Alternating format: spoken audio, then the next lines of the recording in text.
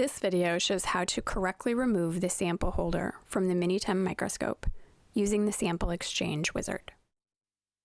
When the MiniTEM is not in use, the sample holder should be stored inside the system without the grid. Thus, the first procedure is to remove the sample holder. Before you begin, be sure the beam is off. The icon should be black. The sample holder is removed and inserted through an airlock.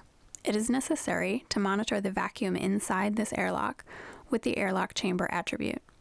So before starting, it is important to navigate there under Imaging tab, Microscope panel. From the Imaging tab, click on the Sample Exchange icon. Then choose Eject Sample Holder. A window pops up on the screen to guide you through the process. First is a reminder to open the airlock valve, if it is not already open. Verify the airlock valve is open, and click Next. A progress bar then shows the status of the turbomolecular pump spinning up.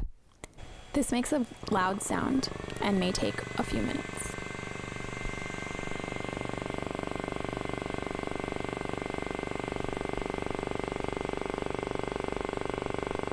The MiniTEM logo light on the front of the machine should begin blinking.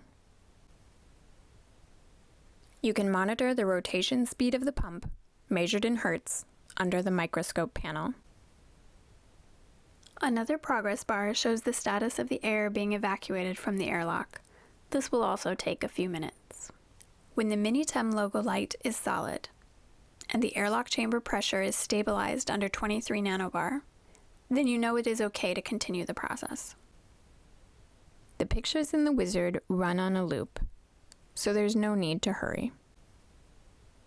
Unscrew the silver nut counterclockwise until you feel that it is unthreaded. This is approximately 4 full times around. Holding the black sample holder grip firmly, pull it straight out without rotation until the stopping point. Then turn the holder counterclockwise, approximately 45 degrees. With your other hand, close the airlock valve. Finally, pull the sample holder out completely and place it in the sample holder loading station. Click Next and then Finish to close the wizard. This completes the removal of the sample holder from the MiniTEM microscope.